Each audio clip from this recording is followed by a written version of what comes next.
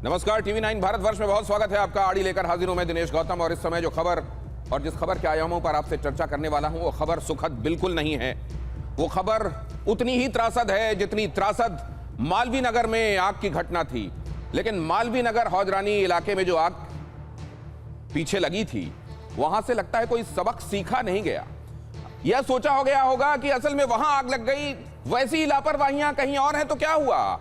किस्मत से तो वो भी इतने दिनों तक बचे हुए थे, हम भी किस्मत से बच रहे हैं, इसमें कुछ किए जाने की आवश्यकता कहां है। यही सोच आज एक और हादसे को जन्म दे गई।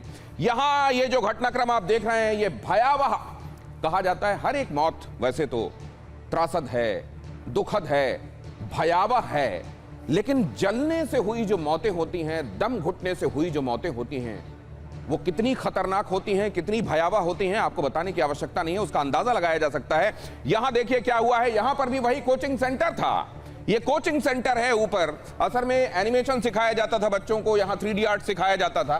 ये सेकंड फ्लोर में चल रहा था, उसके पीछे, उसके नीचे फर्स्ट फ्लोर, ग्राउंड फ्लोर और बेसमेंट में पेट्स के लिए दुकानें थी, जहां पेट्स से रिलेटेड सामान मिलता था और उनके लिए क्लिनिक था। मतलब आपके घर में जो पालतू जानवर होते हैं उनका इलाज होता था और उनके लिए, पेट्स के लिए जरूरी चीजें वहां मिलती थी। नीचे ये चलाया जा रहा था, ऊपर ये। लेकिन यहां पर भी वही जो मालवीय नगर वाले घटनाक्रम में देखा गया कि एंट्री और एग्जिट के लिए एक ही रास्ता, और वो भी सकरा रास्ता, इसके अलावा कोई रास्ता नहीं। आग लग जाने की स्थिति में, इमरजेंसी की स्थिति में कहां से निकलना है उसके लिए कोई व्यवस्था नहीं। लेकिन यहां के लोगों ने भी, यहां वो लोग भी जो जाते होंगे और वो लोग भी जो यहां अपना प्रतिष्ठान चला रहे हैं, उन्होंने भी मालवीय नगर में हुई आग की घटना को देखा होगा तो ये कहा होगा अरे क्या हुआ। लेकिन क्या किया जाना चाहिए ऐसा कि वैसी घटना की पुनरावृत्ति कम से कम वहां ना हो, इसको लेकर कुछ नहीं किया गया। और यही आज देखने को मिल रहा है कि यही लापरवाही जो हुई है यहां पर, एक ही आने का रास्ता, वही जाने का रास्ता, और वो भी सकरा रास्ता। जैसे ही आग लगी लोगों ने निकलना चाहा, वो निकल नहीं पाए, उन्होंने खुद को किसी जगह पर लॉक कर लिया।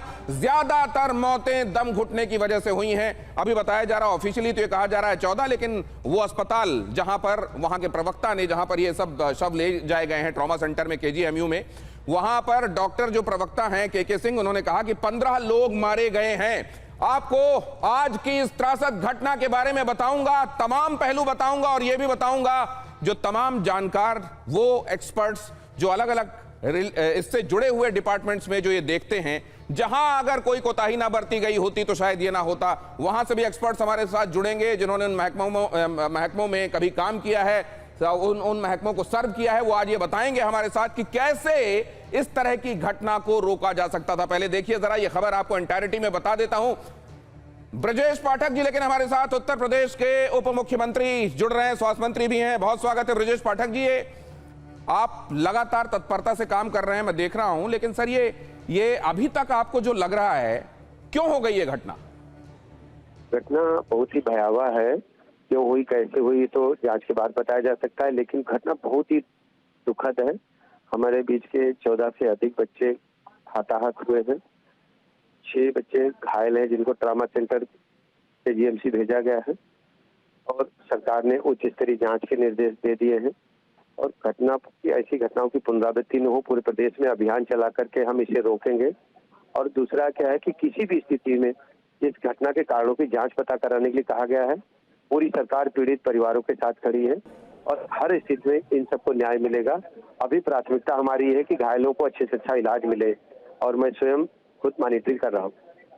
जी, हमने देखा कि आपने किस तरीके से वहां जब एम्बुलेंसेस कम हुई तो आपने फिर से फोन किया और लोगों को वहां रीइंफोर्स किया, और आप लगे हुए हैं इसमें लगातार, हम ये देख रहे हैं सर। लेकिन क्या आपको ये लगता है घटना का ऐन कारण तो बाद में, ठीक है, जांच के बाद पता चलेगा, लेकिन ये तो सीधे सीधे समझ में आ रहा है ना सर कि एंट्री और एग्जिट एक ही रास्ता था, और इस वजह से कोई इमरजेंसी एग्जिट नहीं होने की वजह से ये हो गया। सभी कमर्शियल बिल्डिंग है जहाँ पर जमावड़ा होता है, अधिक लोग रहते हैं, सभी को कहा गया, जांच के निर्देश दिए गए हैं। और पूरी घटना के बारे में तो आपको जानकारी मैं दे चुका हूं पूर्व में, लेकिन आगे क्या है ये थोड़ी देर बाद बता पाएंगे जांच रिपोर्ट के बाद। अभी भी सामने है प्राथमिकता कि सभी को अच्छे से अच्छा इलाज मिले। कोई ऐसी बात ब्रजेश जी जो आप अपनी तरफ से हमको बताना चाहते हैं, हमारे दर्शकों को बताना चाहते हैं? पूरी तरह से पीड़ित परिवारों के साथ खड़े हैं, उनकी पूरी सहायता हम करेंगे। और दुख की घड़ी में ये हमारे अपने बच्चे गए हैं, पूरी सरकार दुखी है और सरकार पीड़ित परिवारों के साथ खड़ी है।